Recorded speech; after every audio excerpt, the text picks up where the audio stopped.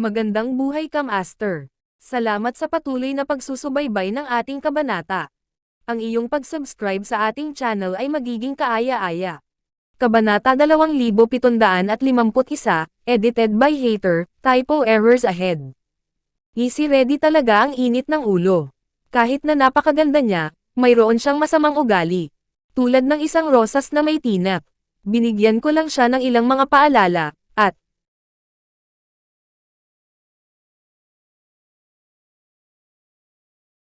gusto niya na akong patayin. Ang yabang kaya, umiling si Daryl habang iniisip iyon. Hindi pinansin ni Zoe si Daryl nang mapagtanto niyang hindi na siya nagsasalita. Tumalikod siya at naglakad malapit sa silid, at sinimulang ihanda ang gamot. Si Zoe ay ang Jade Sect Master. Nagtataglay siya ng mga pambihirang kakayahan sa medisina. Ang kanyang paggamit ng gamot at mga kakayahang kumukulo ay lubos na naayos. Mabilis na napuno ng aroma ng gamot ang silid. Ang pamamaraan ng paggamot ni Zoe ay medyo nakakalito. Kailangan niyang pakuluan muna ang gamot bago ilapat sa mata ni Sharon. Matapos makuha ang gamot sa nerbiyos ng mga mata, isasahin niya ang mga mata ni Sharon upang buhayin ang sistema ng nerbiyos at ibalik ang kanyang paningin. Ang blankong titig ni Sharon ay nagsimulang lumiwanag at lumiwanag ilang minuto pagkatapos mailapat ang gamot sa kanyang mga mata. Ay, emosyonal talaga si Sharon. Sa tingin ko nakakakita ako ng mga ilaw. Sa parehong oras, kahit na hindi nakikita ni Sharon, sa ngayon, siya ay nalulugod na makakita ng kaunting ilaw. Lumitaw ang mga ngiti sa mukha ng mga babaeng disipulo. Lahat sila ay tumingin kay Zoe na may labis na paghanga. Napakahusay. Napakahusay ng master, makakarating si Sharon. Ang lahat ng mga babaeng alagad ay mukhang hindi kapani-paniwala na mayabang habang nakikipagdebate. Sino ang hindi malulugod na magkaroon ng isang master na may gayong natatanging mga kakayahan sa medisina? Regalo siya mula sa Diyos. Tio Wick. Napagtagumpayan ng damdamin. Babae mandirigma, salamat. Salamat sa pagpapagaling sa aking apo. Hindi niya napigil ang magpasalamat kay Zoe. Ngumiti ng marahan si Zoe. Malugod ka, Uncle Wick. Si Sharon ang aking alagad. Pamilya. Kami ngayon. Naglakad pasulong si Reddy at nakangiting tumingin kay Sharon. Sinabi niya, Sharon, ano? Ang pakiramdam mo. Huwag mo itong bilasin, ikulong mo ang iyong mga mata at magpahinga. Sandali. Tumanggo si Sharon. Pinaikit niya ang kanyang mata at nagpahinga sandali bago niya ulit buksan ito. Gayunpaman, sa sandaling iyon, nagsimulang manginig ang katawan ni Sharon. Hawak niya ang kanyang mga mata, at ang mukha nito ay nakantot sa sakit. Napakasakit ng mata ko. Pula ang paligid ng mga mata ni Sharon, mukhang nakaka-intimidate ito.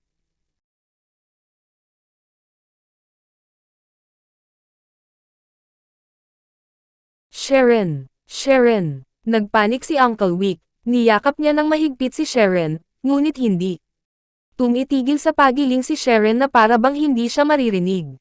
Tapos, nahimatay si Sharon. Si Zoe, Reddy, at ang iba pa ay lahat, anong nangyayari? Ayos lang siya kanina. Ramdam na ramdam niya ang ningning ng mga ilaw. Bakit ganun? Si Reddy at ang mga alagad ay mahinang tinalakay. Tumingin sila kay Zoe nang walang malay. Kinagat ni Zoe ang kanyang mga labi, walang emosyon ang mukha niya. Gayunpaman, nasa gulat din siya. Impossible yan. Ginawa ko ang lahat ng mga hakbang ayon sa mga librong medikal. Hindi ako nagkamali. Sa theoretical, dapat na makita ni Sharon sa ngayon. Bakit siya lumala, kudlit? Babae mandirigma. Nag-alala talaga si Tito Wick. Tinanong niya si Zoe, ano ang nangyayari? Nasa panganib ba si Sharon? Huwag mag-alala, Tio Wick, hayaan mo akong mag-isip. Malambing na aliw sa kanya ni Zoe. Pagkatapos ay nagsimulang umungol sa sarili, nagkagulo ba ako sa bahagi ng mga sangkap? Para sa mga halaman, panipi. Iniutos ni Zoe kay Reddy, magdala ka pa ng isa pang bag ng halamang gamot upang mag-apply. Ang mga mata ulit ni Sharon. Opo, guro, tumango agad si Reddy. Gayunpaman, lumakad si Daryl at sinabi, huwag nang maglagay ng higit na gamot sa kanya. Ang kondisyon ni Sharon ay ang mata nito na tumutugon sa gamot, nabigo si Daryl nang sinabi niya iyon. Si Zoe ay dapat maging isang master ng sekta. Paano siya makikilos ng walang habas at mapusok? Dapat malaman ng isang tao na ang teksto sa mga librong medikal ay patay na katotohanan lamang. Ang mga tao ay mga buhay na bagay. Hindi ba siya makakagawa ng ilang mga pagsasaayos? Wow! Namula ang mukha ni Zoe. Nahiya talaga siya. Chapter 2752. Sigaw ni Reddy, bakit ka pa nandito? Nabigo na siya, at nang magpatuloy ang isang tao sa pagsasalita ng kalokohan, galit na galit. Siya. Si Daryl ay mukhang walang pag-asa, at sinabi niya ng marahan, ang mga mata ni Sharon ay ipinanganak na may depekto, nangangailangan siya ng panloob na enerhiya upang maisa aktibo. Ang mga nerbiyos sa kanyang mga mata. Ang paggamit ng gamot ay ganap na walang silbi. Matapos niyang magsalita, sinisiraan siya ni Reddy at ng iba pang mga babaeng disipulo. Nababaliw ba ang taong ito sa ano, sa palagay mo kailangan ka ng aking Panginoon na turuan? Siya, panipi. Tama yan. Wala kang tao sa komunidad ngunit nagpapanggap na doktor. Papatayin ko siya kung hindi ako pipigilan ni Master. Si Reddy ay lampas sa galit, malamig na sigaw niya kay Daryl, kung lumikha ka ulit ng kaguluhan, pagkatapos ay huwag mo akong sisihin sa mga kinikilos ko. Hindi nagsalita si Zoe, tahimik siyang tumingin sa mga mata ni Sharon at pumasok sa malalim na pag-iisip. Buntong hininga. Sa sandaling iyon, ayaw mag-aksaya ng oras ni Daryl sa pagsasalita, kaya't nagkibit-balikat. Siya at sinabi, kalimutan mo, bitawan mo na lang dahil hindi ka naniniwala sa akin. Pinagsama ni Daryl ang kamao at yumoko kay Uncle Wick. Pagkatapos ay tumalikod siya at umalis sa hardin bahay. Itinakda ako ni Zhang Ju sa napakaraming maling paratang, dapat kong alamin agad ang sitwasyon. Bukod, hindi ko pa rin alam kung nasaan si Diana. Kudlit. Nang marating niya ang labas, direktang tinungo ni Daryl ang maingay na lungsod. Parami ng parami ang mga taong mapangahas na tao ang nagtungo sa wild deserted secret region sa nagdaang ilang taon. Naging sanhi ng labis na pagiging aktibo ng pangangalakal sa black market. Bukod sa pinakamalaking sentro ng pangangalakal, ang Yellow Sky Trading, maraming iba pang mga sentro ng pangangalakal sa iba't ibang mga lungsod sa buong Siam na mainland. Hanggat mahahanap niya ang mga trading center na iyon, makakahanap siya ng balita na gusto niya. Di nagtagal, nakakita si Daryl ng isang liblib na sentro ng kalakalan, at nakahanap siya ng ilang balita pagkatapos niyang pumasok. Ang galit na galit kay Daryl. Napag-alaman ni Daryl na ang imposter na nagpanggap na siya ay nakuha si Chang'er at lumikha ng kaguluhan sa palasyo ng hari ng North Mona. Pagkatapos, sinimulan ni Zhang Ju ang isang eksena na nagligtas ng kagandahan, at sa wakas, siya ang North Mona Lord. Hindi lamang iyon, ngunit nais din ni Chang'er na mag-ayos ng isang kataas-taasang komperensya, na may mga paanyaya na naipadala na sa iba't ibang mga sekta sa 99. She asterisk T. Paglabas niya sa trading center, mukhang sobrang dilim ng mukha ni Daryl. Ang kanyang galit ay kumulo at mabilis na tumaas. Iyon Zhang Ju ay hindi lamang nais sirain ang aking reputasyon, ngunit nais din niyang gamitin ang kataas-taasang komperensya bilang isang paraan upang lupigin ang Siam na mainland. Siya ay kasuklam-suklam. Samantala, kasunod sa pag-alis ni Daryl at sa mga order ni Zoe, isang bagong pangkat ng gamot ang matagumpay na pinakuluan. Babae naman dirigma, mga mata ng aking apo, maaari mo ba siyang pagalingin? Tumayo sa tabi si Tio Wick, labis siyang nag-alala. Dapat ayos lang, mahinang sabi ni Zoe. Pagkatapos, inutusan niya si Reddy, bilasan mo. Ilapat mo ang gamot kay Sharon. Opo, tumanggo si Sharon. Kinuha niya ang gamot at maingat na inilapat sa mga mata ni Sharon. Pagkatapos, napagmasdan nila ang sitwasyon ng tahimik. Napansin nila na si Sharon, na nahimatay kanina, ay nagsimulang manginig muli matapos nilang ilapat ang gamot. Ang kanyang kalagayan ay lumala. Hindi lamang iyon, ngunit ang kanyang mga mata ay namula at namamaga, at ang kanyang buong katawan ay nagsimulang pawis ng husto. Master, bakit nangyayari iyan? Nagpanik si Reddy, buntong hininga. Sa sandaling iyon, nanginginig din ang katawan ni Zoe.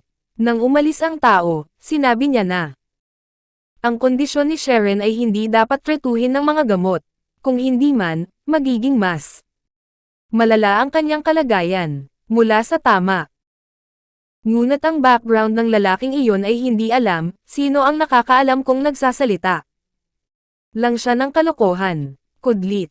Guro, sa tumpak na sandaling iyon, isang babaeng disipulo ang lumapit at tinanong, ang taong iyon ng mas maaga, sa palagay mo ay maaaring magkaroon siya ng paraan upang pagalingin si Sharon. Ang mga magagandang kilay ni Reddy ay nakakunot habang sinabi niya, ano ang sinasabi mo? Malinaw na ang tao ay isang pandaraya. Kung walang paraan si Master upang makatulong. Sa ngayon, ano ang magagawa niya? Nang marinig niya iyon, agad na isinara ng alagad ang kanyang bibig at tumabi. Reddy. Kinagat ni Zoe ang mga labi. Ang kanyang napakarilag na mukha ay nagpakita ng isang komplikadong damdamin habang sinabi niya, ikaw. Balikan mo ang taong iyon. Kabanata 2753. Nang sinabi niya iyon, naramdaman ni Zoe na labis na sumasalungat. Hindi niya nais na mangyari iyon, ngunit wala siyang pagpipilian. Hindi na siya makapagpaliban pa, dahil sa kondisyon ni Sharon noon. Ano? Nanginginig ang katawan ni Reddy, at natigilan siya. Akala niya ay hindi niya narinig ang tama. Sa kanya. Master, gusto mong ibalik ko ang taong iyon? Tanong ni Reddy. Bilasan mo. Kalmadong nagsalita si Zoe, ngunit blanko ang kanyang mukha. Hindi malakas ang boses niya ngunit matatag. Opo, guro, nag-aatubili si Reddy, ngunit tumugon pa rin ito sa kanya. Mabilis siyang naglakad palabas ng hardin upang hanapin si Daryl. Hindi pa rin maintindihan ni Reddy kung bakit nais ng kanyang master na imbitahan ang tao. Ito ay malinaw na ang tao ay isang pandaraya lamang sa pamayanan. Anong husay ang magkakaroon siya? Kudlit. Sa sandaling iyon, sa labas ng sentro ng pangangalakal. Si Daryl ay nakatingin sa abalang pangunahing mga kalye habang nakadama siya ng pagkabigo. Si Zhang Ju ay naka-frame sa akin, at wala akong ideya kung nasaan si Diana. Ano ang dapat kong gawin ngayon? Hoy! Nang sumuko na sana si Daryl, isang malamig na boses mula sa likuran niya ang nagsabing, ikaw, sumama ka sa akin. Kumunat ang noo ni Daryl at tumalikod upang tignan ang taong iyon. Nakita niya ang isang payat na figure na papalapit sa kanya mula sa di kalayuan. Pawis na. Pawis ang taong iyon. Si Reddy yun. Ako ba ang kinakausap mo? Ngumiti si Daryl habang nagsasalita. Naglakad si Reddy at walang pasensya na tumingin kay Daryl. Siyempre kinakausap kita. Hiniling ng aking Panginoon na bumalik ka sa akin. Sumama ka sa akin ng mabilis. Pinunasan ni Reddy ang kwintas ng pawis sa noo, talagang nabigo siya. Hinanap ko siya ng kalahating araw, at nagpapanggap siyang pipi. Tumawa si Daryl sa loob. Nakaramdam siya ng kalungkutan nang marinig niya ang mayabang na tono ni Reddy, ngunit ngumiti siya at sinabi, nakakatawa iyon. Inalis mo ako kanina, at ngayon gusto mo akong bumalik. Habang nagsasalita siya, tumingin si Daryl kay Reddy. Aba, wala akong negosyo sa inyong mga tao. Bakit ako sasama sa inyo? Ikaw. Kinagat ni Reddy ang kanyang mga labi, galit na galit siya. Bilang senior sister ng Jade Sect, kailangan kong hanapin siya, dapat pakiramdam niya. Iginagalang. Ang taong ito ay sinusubukan pa ring kumilos ng mayabang sa akin. Nararamdaman ni Reddy na hindi komportable nang makita niya si Daryl, namumula siya. Pagkatapos, pinadyak niya ang kanyang mga paa. Sama-sama ka ba sa akin o hindi? Nais ni Reddy na turuan si Daryl ng isang aralin, ngunit pinigilan niya ang kanyang sarili nang maalala niya ang utos ng kanyang Panginoon. Ngumiti ulit si Daryl habang pinaglaruan niya si Reddy. Maaari akong sumama sa iyo kung tatawagan mo akong mabuting kapatid. Ayaw ni Daryl na magbiro sa kanya, ngunit nang maalala niya ang ugali ni Reddy kanina, gusto niya siyang lokohin. Ano? Nagbago ang ekspresyon ng mukha ni Reddy nang marinig iyon. Galit na galit siya na nanginag ang kanyang katawan. Humihingi ka ng kamatayan. Ang taong ito ay talagang masama. Sinusubukan niya akong samantalahin kapag alam niyang hinihiling ko siyang bumalik. 1. Mabuti kung hindi mo nais gawin iyon. Umiling si Daryl habang mukhang walang pag-aalala. Wala tayong negosyo sa bawat isa kung hindi mo ako tinawag na mabuting kapatid. Wala. Akong obligasyong sumama sa iyo. Marami pa akong dapat napuntahan, kaya't makita ka sa paligid. Pagkatapos ay lumiko si Daryl, malapit na siyang umalis, yan. Natigilan si Reddy. Nag-aalala siya habang tinatapakan ang mga paa. Ano ang dapat kong sabihin sa master na babalik ako mamaya kung hindi siya makakaisip sa akin? Habang siya ay tungkol doon, si Reddy ay gumawa ng ilang mga hakbang sa unahan at hinaranggan ang landas ni Daryl. Pasensya ka na, hindi maganda ang ugali ko kanina, at humihingi ako ng paumanhin sa iyo, papagalitan ako ng master kung hindi ka bumalik sa akin. Nakikiusap ako. Ang ganyang ugali ay hindi masama, ngunit ano ang tawag sa akin? Ngumiti si Daryl nanginginig ang katawan ni Reddy, kinagat niya ang labi sa hiya. Sa wakas, mahina niyang sinabi. Mabuting kuya. Nakapikit si Reddy nang sabihin niya ang mga salitang iyon. Ang B** na yan. Pagkatapos niyang makipagkita kay Master mamaya, kailangan kong maghanap ng pagkakataong magturo sa kanya ng isang aralin. Kabanata 2754 na matapos siyang batiin, tumango si Daryl. Nakaramdam siya ng nasiyahan habang nakangiti. Siya at sinabing, mabuti, sasama ako sa iyo dahil sa sobrang taos puso mo. Alam ni Daryl na kung hinahanap siya ni Reddy, nangangahulugan iyon na lumala ang kondisyon ni Sharon. Kahit na halos hindi niya alam ang mga ito, buhay pa rin ito sa panganib. Master, bumalik na kami. Sigaw ni Reddy sabay dating nila sa bahay ng hardin, ang ilang mga babaeng alagad sa pasukan ay mabilis na gumawa ng paraan para sa kanila. Naglakad si Zoe pasulong at tiningnan ng mabuti si T. Daryl. Mayroon kang paraan upang pagalingin ang mga mata ni Sharon ng buong buo. Oo. Tumango si Daryl at naglakad pasulong. Sinilip niya ang kalagayan ni Sharon. Sa sandaling iyon, wala pa ring malay si Sharon, namumula ang mata niya at namamaga. Medyo nakakatakot ang itsura niya. Bumantong hininga, hindi siya nakinig sa aking payo at gumamit siya ng gamot. Habang nagbubulungan siya sa loob, sinabi ni Daryl kay Zoe, maaari mo akong tulungan. Mamaya, gawin ang anumang hiniling ko sa iyo. Tandaan, hindi isang solong pagkakamali, o hindi makita ni Sharon ang natitirang buhay niya. Ano? Nang marinig iyon ni Reddy at ng iba pang mga babaeng disipulo, nagbago ang kanilang mga ekspresyon. Ano ang sinabi ng taong iyon? Gusto niya. Master na tulungan siya. Ang master ay ang Jade Sect Master. Ang kanyang posisyon ay kataas-taasan sa Miss Lauren. Siya ay isang walang tao na walang-wala, na nagbigay sa kanya ng karapatang gawin iyon. Hoy! Sa wakas, tinuro ni Reddy si Daryl at sumigaw, huwag tawirin. Tinanong ng aking Panginoon. Kung mayroon kang paraan upang pagalingin ang mga mata ni Sharon, bakit kanya tutulungan? Ang taong ito ay talagang kasuklam-suklam. Pinakiusapan niya akong tawagan siyang mabuting kapatid, at ngayon gusto niyang umorder ng master sa paligid. Iyon ay hindi tiwala, yabang yon. Ngumiti si Daryl ngunit hindi nagsalita, mukha niyang kalmado.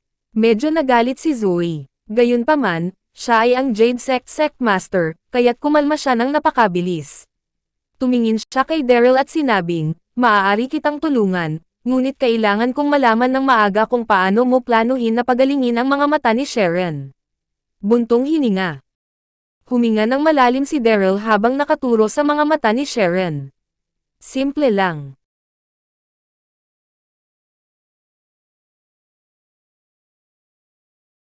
Ito. Bibigyan mo ng lakas ang iyong panloob na enerhiya upang makuha ang gamot na hinihigop sa mga mata at tatatakan ang kanyang 4 na acupoints by Wei, Shenting, Yangbai, Kuchi. Iwanan ang natitira Tiomi. Ano? Nagulat ang lahat nang marinig iyon. Ang mga salita ni Daryl ay tulad ng pinakamalaking pantasya sa buong mundo. Ang Bai Wei.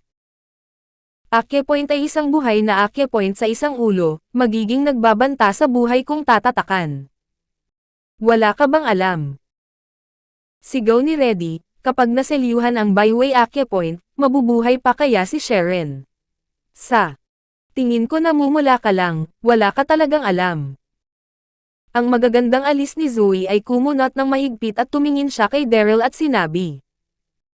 Ito ang kauna-unahang pagkakataon na naririnig ko ang tungkol sa gayong pamamaraan sa paggamot. Mukhang isang pagkakamali na ibalik ka dito. Bagaman mukhang kalmado si Zoe nang sinabi niya iyon, ang kanyang mga mata ay nagpakita ng labis na pagkabigo. Tulad ni Reddy, naramdaman din niya na si Daryl ay nagsasalita ng kalokohan. Ang Bai Wei acupoint ay isang life acupoint, malamang namamatay si Sharon kung selyado ito. Tumawa si Daryl. Ito ay medyo mapanganib, ngunit ito rin ang nag-iisang paraan. Habang nagsasalita siya, lumingon si Daryl at tumingin kay Uncle Wick. Uncle Wick, you must believe me. Let me try. Ano sa palagay mo? Iyon. Nag-atubili si Tio Wick at kinakabahan na tinanong, gagana ba talaga ito? Maaari kang magsimula kung tiwala ka. Hindi maintindihan ni Tio Wick ang sinasabi nila, ngunit batay sa mga reaksyon ni Zoe at ng iba, alam niyang ang pamamaraan ni Daryl ay puno ng panganib. Gayunpaman, wala siyang pagpipilian, basta may isang kislap ng pag-asa na nagagamot ang mga mata ni Sharon, hindi siya susuko. Nag-aalangan pa rin si Zoe. Nagpasya ka na ba? Tumingin si Daryl kay Zoe at ngumiti nang tanungin niya, kung hindi ka pa rin naniniwala sa akin, maaari tayong tumaya. Kung matagumpay ang aking paraan, dapat kang sumang-ayon sa isa sa aking mga hiling. Kung mabaygo ako, maaari mong gawin gusto mo sa akin. Ano sa tingin mo? Wow! Si Reddy at ang natitira ay nagulo. Ang taong iyan ay si really arrogant. Paano siya naglakas loob na anyayahan ang master sa isang pusta? Kabanata 2755. Ano ang gagawing kwalipikado sa iyo upang makapusta sa aming Panginoon? Baliwalain siya, guro, siya ay mandaraya. Hindi pinansin ni Daryl si Reddy at ang iba pa. Ngumiti siya at tumingin kay Zoe. Ano sa palagay mo, Sect Master Jen? Naglakas loob ka ba sa pusta sa akin? Mabuti. Mahinang bamantong hininga si Zoe. Tumingin siya kay Daryl at tumango habang sinasabi, kukunin ko ang pusta na iyon kasama si Vo. Niloloko siya. Kung magkakaroon man ng anumang problema, si Zoe ay may kumpletong kumpiyansa na makakapatay siya sa lugar. Sa sandaling iyon, hindi pa rin alam ni Zoe na ang taong nasa harap ng kanyang mga mata ay kasangkot sa lahat ng mga salungatan kamakailan lamang, Sect Master ng Elysium Gate Sect. Daryl Darby. Si Daryl ay hindi nag-aksaya ng anumang oras. Naglakad siya pasulong at dinala si Sharon. At inihiga siya sa lupa. Pagkatapos, inatasan ni Daryl si Zoe na buhayin ang kanyang panloob na enerhiya. Tinaas niya ang kanyang mga kamay at tinatakan ang ilan sa mga aksyon ni Sharon. Sa sandaling natatakan ang mga acupoints, kumuha si Daryl ng ilang mga karayom na pilak at sinundot ang ilang mga spot sa paligid ng pula at namamaga ng mga mata ni Sharon. Sa susunod na segundo, ilang patak ng sariwang dugo ang hinaluan ng mga gamot na tumulo mula sa gilid ng kanyang mga mata. Kahit na ang bawat aksyon ni Daryl ay mukhang casual, ang bawat hakbang na ginawa niya ay tumpak ng walang anumang error. Wow! Si Reddy at ang iba ay natulala lahat nang makita iyon. Ang bawat isa sa kanila ay hindi naglakas loob na gumawa ng isang tunog. Tahimik na tumingin si Zoe kay Daryl. Ang kanyang mga mata ay nagningning sa hindi pangkaraniwang ningning. Ano ang natatanging mga kasanayan sa acupuncture? Pagkatapos, inilagay ni Daryl ang magkabilang kamay sa mga mata ni Sharon at sinimulang buhayin ang kanyang panloob na lakas upang kalmeyan ang kanyang nerbiyos. Wow! Ang pamumula at pamamaga ng mga mata ni Sharon ay nagsimulang unti-unting mawala, at dahan-dahan siyang namulat sa isang pares ng maliwanag na maliliit na mga mata. Lolo, nakikita ko, nakikita ko. Tuwang-tuwa si Sharon na hindi niya maiwasang sumigaw ng malakas. Mahinahon siyang nahulog sa mga bisig ni Tio Wick. Ganito ang hitsura ng mundo. Maganda ito. Wow! Nagulat ang lahat.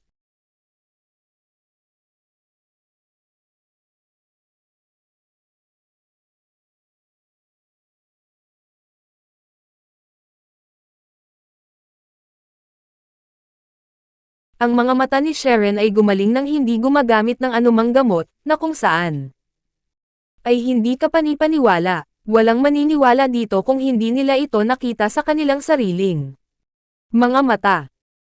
Little brother, ikaw ay isang doktor na ipinadala ng Diyos. Dinala ni Tio Wick si Sharon at hindi maitago ang damdamin sa kanyang puso habang pinupuri niya si Daryl. Sandaling ngumiti si Daryl at mukhang kalmado. Wow! Sa sandaling iyon, nabawi ni Zoe ang kanyang saloobin at tumingin kay Daryl habang sinasabi, "Sino ka? Saan mo natutunan ang iyong mga kasanayan sa medisina? Hindi ko ba nasabi iyan kanina? I am only nobody, even worth a mention." Ngumiti si Daryl at dahan-daang ipinaliwanag, "Gayunpaman, napalad ako. Isang taon na ang nakakalipas, nabunggo ko si Senior Divine Farmer nang hindi sinasadya. Maswerte akong malaman ang ilang mga kasanayang medikal sa ilalim ng kanyang patnubay." Tama si Daryl, ang banal na magsasaka ang nagpasa sa kanya ng mga kasanayang medikal at diskarte. Ang banal na magsasaka. Nang marinig niya iyon, nanginig ang katawan ni Zoe, namangha siya. Ang banal na magsasaka, kilala siya ng lahat bilang medicine ancestor. Natutuhan ng lalaking ito ang kanyang kasanayan sa medisina mula sa kanya, hindi nakakagulat na hindi ko pa ito nakikita dati. Sect Master Jen. Ngumiti si Daryl at tumingin kay Zoe habang sinabi niya, "Pinagaling ko ang mga mata ni Sharon. Maaari ko bang malaman kung tumayo pa rin ang pusta natin kanina?" Kinagat ni Zoe ang labi niya nang marinig iyon. Nakaramdam siya ng kahihiyan, ngunit tumango pa rin siya at sinabi, "Oo. Anong kondisyon ang mayroon ka? Mangyaring sabihin sa akin." Panipi. Bagaman siya ay isang babae, si Zoe ay laging pinarangalan ang kanyang mga salita, gagawin niya ang ipinangako niya. Isang ngiti ang lumitaw kay Daryl's face nang makita niya si Zoe, agreed decisively hindi niya pinag-usapan ang tungkol sa kanyang kahilingan, ngunit nagtanong sa halip, "Sect Master Jen, natanggap din ba ng Jade Sect ang paanyaya sa Supreme Conference?" Kabanata 2756 na oo. Tumango si Zoe. Ngumiti si Daryl at nagpatuloy sa pagsasalita, "Mabuti iyon. Simple ang aking kahilingan. Hayaan mo akong sumali sa iyong sekta ng Jade, nais kong pumunta sa kataas-taasang komperensya." Galit na galit si Daryl nang makakuha siya ng balita mula sa sentro ng pangangalakal ng mas maaga, at naguguluhan din siya. Si Zhang Ju ay naka-frame sa kanya tungkol sa pagrespeto kay Chang'e, ang lahat ng mga bagay na iyon ay kumalat sa Siam na mainland. Sa ilalim ng gayong mga pangyayari, hindi niya magagamit ang kanyang totoong pagkakakilanlan upang lumipat sa komunidad. Bukod, ginamit ni Zhang Ju ang pagkakakilanlan ni Chang'e upang ayusin ang kataas-taasan. Pagpupulong. Dapat ay may panghuli siyang hangarin. Naisip ni Daryl kung sumali siya sa kataas-taasang komperensya sa ilalim ng pagkakakilanlan ng Jade Sect, may tatago niya ang kanyang kinaroroonan. Maaari rin niyang siyasatin ang mga hangarin ni Zhang Ju. Naisip ni Daryl kung sumali siya sa kataas-taasang komperensya sa ilalim ng pagkakakilanlan ng Jade Sect, may tatago niya ang kanyang kinaroroonan. Maaari rin niyang siyasatin ang mga hangarin ni Zhang Ju. Iyon. Kumunat ang mga magagandang kilay ni Zoe habang nagmumuni-muni. Hindi niya akalain na ang taong nasa harapan niya ay tataas ang isang kahilingan. Nagkatinginan sina Reddy at ang iba pa. Sa sumunod na segundo, humajijek si Reddy habang nakatingin kay Daryl. Kahit na ang iyong mga kasanayan sa medisina ay mahusay, ngunit kailangan mong malaman ang Jade Sect ay ang nangungunang sekta sa Miss Lauren, walang sino mang maaaring sumali sa mabilis. Panipi. Mayabang ang mukha ni Reddy nang sabihin niya iyon. Sa kabila ng katotohanan ang taong nasa harap ng kanyang mga mata ay pinagaling ang mga mata ni Sharon, pinilit din niya itong tawaging matandang kapatid. Galit pa rin si Reddy dito. Kasabay nito, ang iba pang mga babaeng disipulo ay tumanggo din. Bagaman mahusay ang mga kasanayan sa medisina ng taong ito, siya ay sobrang mayabang. Hindi papayag ang master doon. Kung sakali. Natahimik si Zoe ng ilang segundo. Pagkatapos, sinabi niya kay Daryl, "Oo, maaari akong sumang-ayon doon. Ikaw ay miyembro ng Jade Sect ngayon. Dahil sa iyong edad, hindi ka angkop na maging alagad ko. Bakit hindi mo ako tinawag na senior sister?" Ayaw ni Zoe na bigyan si Daryl ng isang mataas na posisyon, ngunit nang isinasaalang-alang niya na natutunan niya ang mga kasanayan sa medisina mula sa banal na magsasaka, iyon ay isang bagay na pambihira. Kahit na mayabang si Zoe, kung kukunin niya si Daryl bilang kanyang alagad, hindi ba iyon gagawing katulad niya ng antas sa banal na magsasaka? Ano? Pumayag si Master. Hinahayaan niya siyang tawagan siya bilang senior sister. Nang inig si Reddy at ang iba pang mga alagad nang marinig iyon. Hindi maitago ni Reddy ang hidwaan sa kanyang puso. Sinabi niya, "Guro, paano ka? Ang Jade Secta ay walang pangunahin iyan." Panipi. If Hatgaib Combs Jr.'s brother, hindi ba't siya ang aking nakatatandang tiyuhin? Paano ako posible? Manahimik ka nga. Nang marinig niya iyon, nag-freeze ang magandang mukha ni Zoe. Malamig niyang sinulyapan si Reddy. "Napagpasyahan ko. Hindi mo na kailangang magsalita ngayon na sumisigaw at sumisigaw, anong kalokohan na ito? Halika dito at kamustahin ang iyong senior tiyuhin." Panipi. Ang kanyang tono ay parang kalmado ngunit matatag. Nanginginig ang katawan ni Reddy. Bagaman nag-aatubili siya, yumoko siya kay Daryl. Pagbati, "Senior Uncle." Pagbati, "Senior Uncle." Sa parehong oras, ang iba pang mga babaeng disipulo ay yumoko rin kay Daryl. Nagpakita sila ng respeto, buntong hininga. Ang puso ni Daryl ay nakadama ng mahusay, ngumiti siya at tinaas ang kamay. "Sige, malugod ka." Napatingin si Daryl kay Zoe. Kahit na mayabang si Zoe, dapat kong sabihin na medyo matikas siya. Hindi niya ako ginawang alagad, bagkus ay binati niya ako bilang kanyang nakababatang kapatid. Marahil ay dahil sa banal magsasaka. Ayos lang. Banayad na ngumiti si Zoe at sinabi kay Uncle Wick, kagagaling lang ng mga mata ni Sharon, kailangan niya ng higit na pahinga. Mayroon pa kaming mga bagay na dapat asikasuhin. Kapag bumalik tayo sa susunod, ibabalik natin siya sa aming sekta para sa seremonya ng pagpasok. Panipi. Ang kataas-taasang komperensya ay makalipas ang 2 araw, walang oras upang maantala. Pagkatapos, pinangunahan ni Zoe sina Derry, Reddy, at ang iba papatungo sa direksyon ng North Mona Continent. Buntong hininga. Ang mga mata ni Daryl ay nagningning sa determinasyon. "Zhang Ju, maaari mong sirain ang aking reputasyon, ngunit hindi mo maisip na lilito ako sa Kataas-taasang komperensya kasama ang Jade Sekta. Kabanata 2757. Samantala, sa istasyon ng tribo ng Raksesa. Gabi na, ang istasyon ay dapat na manahimik, ngunit sa sandaling iyon, ang mga apoy ay naiilawan saan man. Maraming kalalakihan at kababaihan, bata at matanda, ay umaawit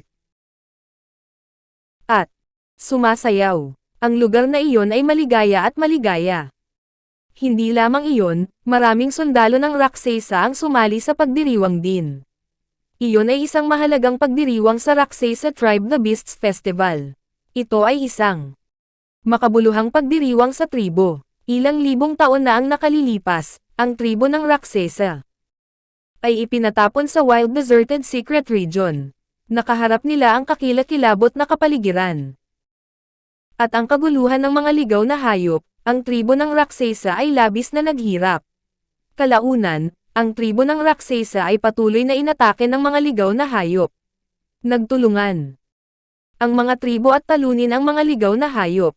Mula sa oras na iyon pasulong, ang tribo ng Raksesa ay nagpatatag ng kanilang sarili sa wild deserted secret region. Ang Beasts Festival ay upang igalang iyon. Ang Beasts Festival ay ginanap minsan sa bawat 5 taon, at ang buong tribo ay magdiriwang maligaya. Kahit na ang tribo ng Raksesa ay umalis sa wild deserted secret region, hindi nila nakalimutan ang pagsisikap ng kanilang mga ninuno. Bukod, iyon ang kauna-unahang pagkakataon na ginanap ang Beasts Festival sa Siam na mainland pagkatapos na umalis sila sa wild deserted secret region. Lahat ng mga tribo at sundalo ay labis na nasa sabik at emosyonal. Si Natalie ay nakaupo sa trono ng trono sa pangunahing bulwagan na may mga ngiti sa kanyang mukha habang nakataas ang kanyang baso kasama ang kanyang mga tagasunod. Kamahalan. Sa sandaling iyon, ang isa sa 12 Diyos ay tumayo ng marahan at sinabi na may pag-aalanggan. Kailangan ba nating higpitan ang ating mga bantay para sa mga tagasunod ni Jack? Buntong hininga. Bumantong hininga si Natalie, umiling siya at sinabi, ito ang Beast Festival ngayon. Hindi. Kinakailangan iyan. Wala kahit saan para magtungo sila kahit gusto nilang makatakas. Ilang araw na ang nakalilipas, si Jack at ang kanyang mga tagasunod ay itinapon sa lambak. Natagpuan ni Natalie ang natitirang mga tagasunod niya, at ipinakulong niya sila. Magpapasya si Natalie kung ano ang gagawin sa kanila pagkatapos ng pagtatapos ng Beasts Festival. Nang marinig niya iyon, nag-aalala pa rin ang miyembro ng 12 Diyos, ngunit hindi niya alam kung ano ang sasabihin, kaya makakabalik lamang siya muli sa kanyang pwesto. Sa sandaling iyon, sa hilagang kanlurang bilangguan ang istasyon. Ang mga tagasunod ni Jack ay naupo doon na may pagkabigo, sobrang lamig nila. Ito ay isang napakalaking kaibahan sa masayang kapaligiran sa labas. Bang! Sa sandaling iyon, may sumipa sa pintuan na bukas, at isang figure ang lumakad sa bilangguan. Si Jack pala yun. Jack, panipi. Mayor Jack. Nagulat at natuwa ang lahat nang makita si Jack. Siya ang dating Rock City Mayor, at nasanay ang lahat sa pagtawag sa kanya bilang alkalde. Hindi nila mabago ang kanilang ugali. Tumingin si Jack sa paligid at ngumiti habang sinasabi, paumanhin sa gulo, lahat. Dadalhin ko kayong lahat ngayon dito. Aalis kami sa lugar na ito at bubuo ng isang bagong tribo. Si Jack, Woody, at ang natitira ay nanumpa ng kanilang katapatan sa hari ng patay. Pagkatapos nito, sila ay bumalik upang kunin ang natitirang mga tagasunod mula sa tribo ng Raksesa. Wow! Nagulat ang lahat nang marinig iyon. Bumuo ng isang bagong tribo. Posible ba iyon? Kudlit. Hindi nagatubili si Jack nang mapagtanto ang pag-aalinlangan ng lahat. Naglakad siya pasulong at binuksan ang pinto ng bilangguan habang sinabi niya, dapat kang maniwala sa akin. Bubuo kami ng bagong tribo ng Azure, at magiging mas malakas kami kaysa sa tribo ng Raksesa. Arg! Umuungol ang kirot sa lahat ng dako habang ang mga katawan ay nahulog sa lupa. Ang buong istasyon ng tribo ng Raksasa ay natakpan ng sariwang pulang dugo. Kabanata 2758. Samantala, sumama si Daryl kasama si Zoe, Reddy, at ang iba pa, pagkatapos ng kalahating araw na paglalakbay sa kalsada, sa wakas nakarating sila sa hangganan ng North Mona. Narating nila ang isang tahimik na lambak, inutusan ni Zoe ang lahat na magpahinga muna. Wow! Pagkatapos, may napansin si Reddy at sumigaw ng Emotion Master, tingnan mo, at kapag lumakas ang aming tribo, malalupig natin ang buong Siyam na kontinente. Ang kailangan mo lang gawin ngayon ay sundin ako, umalis sa bilangguan na ito, at tambangan ang tribo ng Raksasa kapag hindi sila handa. Patayin. Pinangunahan sila ni Jack habang nagsisingil sila palabas ng bilangguan, umungol sila. Habang papasok sa Raksasa tribe, na nagdiriwang pa rin. Iyon. Ang lahat ay nangyari ng masyadong bigla, ang tribo ng Raksasa ay hindi nagkaroon ng pagkakataong makapag-react. Nasa ganap na kaguluhan sila at nahulog ng mag-atake ang mga tagasunod ni Jack sa kanila. At an instant, ang pagdiriwang ng Beasts Festival ay naging isang madugong larangan ng digmaan. Binaling ni Derry at Zoe ang kanilang mga ulo at tumingin, at natigilan sila. Napansin nila na hindi kalayuan, malalim sa lambak, ay may mga kulay rosas na bulaklak at damo. Sa unang tingin, ang bawat bulaklak ay lumitaw na gawa sa mga kristal dahil sa sobrang ningning nila. Crystal Fairy Grass. Nanginginig ang puso ni Daryl, at nakaramdam siya ng emosyonal sa hindi alam na mga kadahilanan. Ang Infinite Elixir mano-manong dokumentado ang mga pamamaraan ng paggawa ng elixir at isang malawak na hanay ng mga hindi pangkaraniwang flora at palahayupan. Ang Crystal Fairy Grass ay isa sa pinakamailap. Naririnig lamang ng bawat isa sa pamayanan ang tungkol dito. Sa nagdaang-daang libong taon at hindi pa nila ito nakikita. Ito ay dahil sa matitinding lumalaking kondisyon para sa Crystal Fairy Grass. Si Daryl ay ganoon din. Mahigit 100 taon na mula nang natanggap niya ang Infinite Elixir Manual hanggang ngayon, ngunit hindi pa niya nakikita ang Crystal Fairy Grass. Hindi niya akalain na makikita niya ang napakarami sa kanila sa hangganan ng North Mona. She *T. Maraming Crystal Fairy Grass, kung tipunin ko ang lahat ng mga ito, makakagawa ako ng maraming mga bihirang mga table task na espirito. Kudlit. Tinipon ni Daryl ang kanyang saloobin at nakaramdam ng pagkamangha sa kanyang puso. Nanginginig din si Zoe na nasa tabi niya. Hindi niya maitago ang kanyang emosyon. Mag-ingat, lahat, tipunin ang mga ito ng dahan-dahan. Huwag sirain ang espiritual na damo. Kahit na wala siyang mataas na kasanayan sa produksyon ng elixir, marami siyang karanasan. Alam niya na ito ay isang napakahalagang espiritual na damo. Opo, guro. Tumanggo si Reddy at ang natitira at nagtuloy upang tipunin ang Crystal Fairy Grass. Whoosh! Doon lang, nakarinig sila ng mga yabag na sumunod sa ilang dosenang disipulo ng sekta na pumapalibot sa Crystal Fairy Grass, naging emosyonal sila. Ang mga alagad ng sekta ay nagsuot ng uniforme, at tila mabangis. Isang lalaking mukhang mayabang na may mahabang lila na balabal ang namuno sa kanila. Siya ang master ng sektor ng Longevity Sect, si Constantine Gibbis. Ang Longevity Sect ay isang sekta sa kontinente ng North Mona. Ito ay isang malakas na sekta. Buntong hininga. Naputol ang sne ni Zoe. Tumingin si Zoe kay Constantine at marahang sinabi, ikaw ang Longevity Sect Master. Gibbis, tama, mga tagapangalaga ng Finders. Bukod, kahit na nasa Hilaga tayo muna, hindi iyon ang Longevity Sect Mountain. Iniikot mo ang mga katotohanan, at hindi ka naglalaro sa mga patakaran. Batas.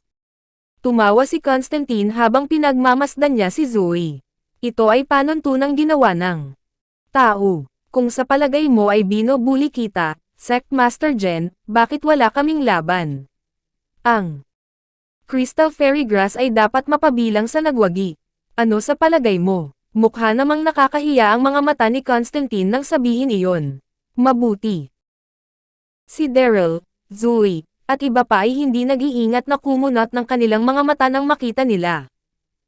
Iyon. Ang pangkat ng mga tao na iyon ay nais din ang Crystal Fairy Grass. Hoy, anong ginagawa ninyong lahat? Sa wakas, muling nakuha ni Reddy ang kanyang saloobin, sigaw niya kay Constantine. Natagpuan muna namin ang mga espiritual na damo na iyon. Tumawa si Constantine. Ngumiti siya ng mayabang. Huwag kang magsalita ng kalokohan. Galing ka sa Jade Sect, di ba? Dapat mong malaman na ito ang hangganan ng North Mona, ang Crystal Fairy Grass na. Iyon ay hindi pagmamay-ari mo. Ang Crystal Fairy Grass ay isang mahalagang damo, dapat makuha ito ng isa nang makita ito. Nang marinig iyon ni Reddy, namula siya sa sobrang galit at magsasalita ulit sana nang magambala siya ni Zoe. Binubuli kita, Sect Master Jen, bakit wala kaming laban? Ang Crystal Fairy Grass ay kabilang sa nagwagi, ano sa tingin mo? Mukha namang nakakahiya ang mga mata ni Constantine nang sabihin iyon. Mabuti. Hindi nagatubili si Zoe, tinanggap niya ang paanyaya upang labanan kaagad. Ikaw at ako ay pareho ng sektor ng sekta, kaya't magkaroon tayo ng laban. Iyon ay magiging pinakapatas. Pagkatapos, sinabi ni Reddy, Guro, hindi namin siya kailangang makipag-away. Nakita muna namin ang Crystal Fairy Grass. Ang Longevity Sect ay isang mapang api. Kabanata 2750. Tumawa si Constantine habang sinabi niya kay Zoe, Sect Master Jen, desidido ka talaga. Ngunit ayokong saktan ka dahil sa sobrang ganda mo. Magkompetensya tayo sa iba pa. Ang paningin ni Constantine ay nakaramdam ng pagkalungkot kay Zoe, ngunit binuka pa rin niya ang kanyang bibig at sinabi, ano ang gusto mong makipagkompetensya? Ang sulok ng mga labi ni Constantine ay itinaas na may kasamang kasamaan. Dahil may kaugnayan ito sa Crystal Fairy Grass, magkakaroon tayo ng kompetisyon sa paggawa ng elixir. Mukhang tiwala si Constantine nang sinabi niya ang huling pangungusap. Ang Longevity Sect, bukod sa paglilinang, ay mahusay din sa paggawa ng elixir. Maaaring sabihin ng isa na ang lahat ng kanilang nakaraan na mga masters ng sekta ay elixir masters, at si Constantine ay walang pagbubukod. Kahit na hindi pa siya nakakakilala ng sino man mula sa Jade Sect, alam ni Constantine na hindi sila dalubhasa sa paggawa ng elixir. Iyon ang dahilan kung bakit sadyang inanyayahan niya si Zoe na makipagkompetensya sa produksyon ng elixir. Gusto niyang takutin siya iyon. Tulad ng inaasahan, ang mga magagandang alis ni Zoe ay kumunot nang marinig iyon. Nagdalawang isip siya. Kung ito ay isang normal na labanan, hindi na ako mag-aalala man. Gayunpaman, sa mga tuntunin ng paggawa ng elixir, makakagawa lamang ako ng ilang ordinaryong gamot na nakagagamot. Paano ako makikipagkompetensya kay Constantine? Talo ako kung papayag ako sa ganon. Nag-alala ang mga babaeng alagad, galit na galit din sila. Ang master ng sektor ng Longevity Sect na iyon, si Constantine, ay kasuklam-suklam. Alam ng lahat na ang Longevity Sect ay ang pangalawa sa pinakamahuhusay na paggawa ng elixir. Pagkatapos ng Elixir Sect mula sa Great East, sa gitna ng mga sekta sa Nine Mainland. Nangangahulugan si Constantine na bully ang aming master kapag gusto niya ng tunggalian sa Elixir Production. Sect Master Jen. Nang makita niya ang kusang pagbabago sa ekspresyon ng mukha ni Zoe, mas lalo pang ngumiti si Constantine. Pinagtawanan pa siya nito. Huwag mong sabihin sa akin na wala kang lakas loob na gawin ito. Tumawa ang mga alagad ng Longevity Sect. Namula ang mukha ni Zoe. Pagbukas pa lang niya ng bibig upang magsalita, ay may nakatayo na sa harap niya. May kalmadong ngiti sa kanyang mukha. Si Daryl iyon. Nais mong makipagkompetensya sa produksyon ng elixir. Makikipagkompetensya ako sa iyo. Tumingin si Daryl kay Constantine at casual na nagsalita, parang mahinahon talaga siya. Ano? Sa sandaling iyon, ang paningin ng lahat ay natipon kay Daryl. Sino ka? Mahigpit na. Kinunot ni Constantine ang kanyang mga mata, naiirite siya. Kung 3 taon na ang nakalilipas, makikilala ni Constantine ang tao bilang Daryl Darby, ang Elysium Gate Sect. Master, gayunpaman, mayroong 3 makapal na galos sa mukha ni Daryl, at nagbago rin ang kanyang aura. Hindi man siya makilala ni Constantine. Sa parehong oras, nag-aalala si Reddy at ang iba pang mga babaeng disipulo. Ano ang balak niyang gawin? Yung isa ang partido ay ang seksyon ng Longevity Sect Master. Ang kanyang kasanayan sa produksyon ng elixir ay pambihira, magagawa ba niya makipagkompetensya sa kanya? Kahit na ang kanyang medikal na kasanayan ay hindi kapanipaniwala, iyon ay isang ganap na iba't ibang bagay kaysa sa produksyon ng elixir, ikaw. Kinagat ni Zoe ang mga labi. Hinailan niya si Daryl sa isang tabi at marahang sinabi, Junior. Brother, mangyaring huwag kumilos ng walang ingat. Panipi. Tulad ni Reddy at ang natitira, naramdaman ni Zoe na medyo walang ingat si Daryl, ang kabilang partido ay ang master ng sektor ng Longevity Sect.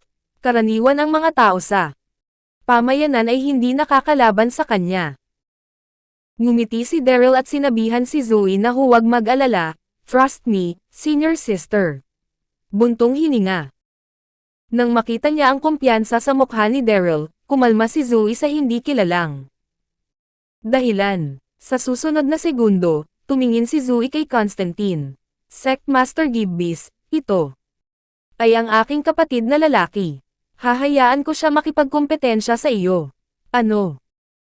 Natigilan si Constantine nang narinig yan, tumingin siya kay Zoe at nakakunot ang kanyang mga mata habang nakatingin kay Daryl, siya ay hindi makapaniwala. Hindi ba't ang Jade Secta ay tumatanggap lamang ng mga babaeng disipulo? Simula kailan sila nagdesisyon na tanggapin rin ang mga lalaki? Kudlit. At ang posisyon ng lalaki ay hindi rin mababa, siya ang junior kapatid ni Zoe. Hoy! Biglang may lumabas na lalaki mula sa likod ng Constantine, na puno ang mukha niya na may paghamak. Sect Master Jen, gusto ng master kong makipag-away sa iyo, ngunit hinahayaan mo ang taong ito na kunin mo lugar. Ano yan? Bagaman hindi malakas ang boses niya, ito ay mapilit, iyon ang pinakatatanda ni Constantine na alagad, Rex Coldman. Kabanata 2760. Nang marinig niya iyon, kumunat ang noo ni Zoe, si Reddy at ang natitira ay nababagabag. Din, gagantay na sana sila. Hoy! Sa sandaling iyon, humakbang si Daryl pasulong at tinitigan si Rex. Sekta, ako ang junior kapatid ni Master Jen. Ako ay ang parehong henerasyon ng iyong Panginoon, kaya bakit hindi ko siya mapalit? Sa kabilang banda, kabilang ka sa mas mababang henerasyon, at ikaw ay sigaw ng sigaw. Dito, hindi ka ba tinuruan ng iyong master ng anumang asal? Ang ilang mga salitang iyon ay matatag na tunog. Ikaw. Namula si Rex, nakaramdam siya ng awkward, pero siya ay hindi matagpuan ang mga salitang gagantay. Thirst. Nagtakip si Reddy at ang mga babaeng disipulo ng kanilang mga bibig at nagtawanan sila. Nang nakita yon, tumingin si Reddy kay Daryl na may hindi pangkaraniwang ningning, sa wakas nagsimula na siyang magkaroon magandang impresyon sa kanyang nakatatandang tiyuhin. She asterisk T. Nagdilim ang mukha ni Constantine habang siya ay tumingin kay Daryl. Ang binata na ito ay medyo magaling na nagsasalita. Kudlit. Hindi naman nag-alala si Daryl nang maramdaman niya ang tingin sa kanya ni Constantine. Hindi niya nasayang ang oras, ngunit sinabi, kaya kami pa rin ba ang nakikipagkompetensya, Sect Master Gibbis? Tumawa si Constantine. Pagkatapos, ngumiti siya ng malamig, tumingin ang mga mata niya at lumihis, sige, bakit hindi? Bumaling si Constantine kay Zoe at sinabi, Sect Master Jen, bago tayo maglaban, Ako ay nais na magdagdag ng isang kondisyon sa pusta, hindi ako sigurado kung maglakas loob ka ba na kunin ito. Panipi. Napaisip ito ni Zoe. Ano ang gusto mong pusta? Panipi. Huminga ng malalim si Constantine habang siya ay tumanggaw naman. Tinuro niya si Daryl. Kung siya ay talo, ang Crystal Fairy Grass ay akin, at dapat siya lumuhad at humingi ng tawad sa akin. Si Constantine ay isang taong mapaghiganti, inis na sabi ni Daryl sa kanyang alagad sa harap ng lahat. Nagbago ang ekspresyon ng mukha ni Zoe. Nasaan ang ating dignidad kung ang aking junior na kapatid ay kailangang lumuhad sa kanila? Kudlit. Gayunpaman, ngumiti si Daryl habang nakatingin kay Constantine. Mabuti naman, syempre. Pero paano kung manalo ako? Dapat kang lumuhad at humingi ka din ng tawad sa akin. Wow! Ang lahat ng mga tao mula sa Longevity Sect ay nagulat at galit na galit. Ang lalaking ito ay walang taros na tiwala. Nagdilim ang mukha ni Constantine ng lalong. Tumaas ang galit sa puso niya. Gayunpaman, hindi niya ito ipinakita agad bilang isinaalang-alang pa rin niya ang kanyang pagkakakilanlan. Siya ay malamig na ngumiti at sinabing, mabuti. Malamig na sinabi ni Rex kay Daryl, dapat lumuhad ka sa aking Panginoon mamaya. *T, ang taong ito ay masyadong mayabang, paano maglakas loob na makipag-usap siya kay Master sa ganoong paraan. Pagkatapos, si Rex ay gumawa ng isang malaking hakbang. Pasulong at tumingin sa paligid. Pag-usapan natin ang panuntunan muna. Ang tagal ay isang stick ng incense, so gagamitin namin ang Crystal Fairy Grass upang makabuo ng elixir. Ang tao na gumagawa ng pinakabihirang tableta ay ang nagwagi kung ang tao ay walang pilnang matapos ang pagsunog ng kamangyan, pagkatapos ang tao ay idedeklare na talunan. Nang sinabi niya ang panghuling pangungusap, si Rex sinaman ng tingin si Daryl. Alam niyang walang makakapaghambing kasama ang talento ng kanyang master sa paggawa ng elixir, gagawin ng ibang partido siguradong talo.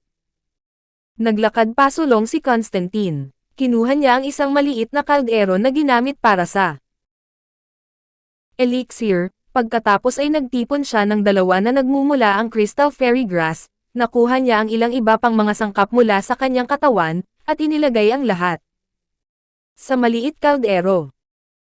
Bilang master ng sekta ng Longevity Sect, ang produksyon ng elixir ay isang regular lamanggan aktibidad.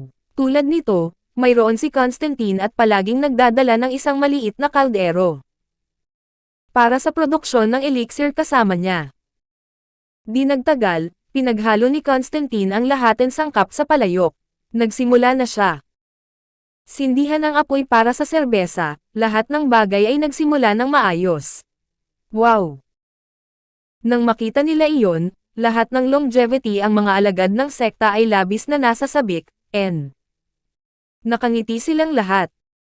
Sa kabilang banda, Zoe, Freddy, atin nag-alala ang iba. Yun si Constantine talaga ang longevity sekta ng Sect Master. Ang talento niya sa elixir at ang mga kasanayan sa produksyon ay mahusay.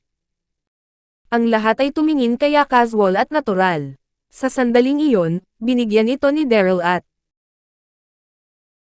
nag-isip at lumakad pasulong upang kumuha ng tangkay ng Crystal Fairy Grass. Pagkatapos, humiling siya ng isang porselana na palayok mula kay Zoe upang magamit bilang lalagyan para sa paggawa ng elixir. Ang sektang Jade ay hindi dalubhasa sa paggawa ng elixir, kaya't si Zoe ay walang anumang espesyal na mga lalagyan. Gayunpaman, isang porselana na palayok ko'y magsisilbi ng parehong layunin. Nang makita nila iyon, Rex at ang iba pa tumawa ang mga disipulo ng Longevity Sect. Magandang buhay ka, Master. Salamat sa patuloy na pagsusubaybay ng ating kabanata. Ang iyong pag-subscribe sa ating channel ay magiging kaaya-aya.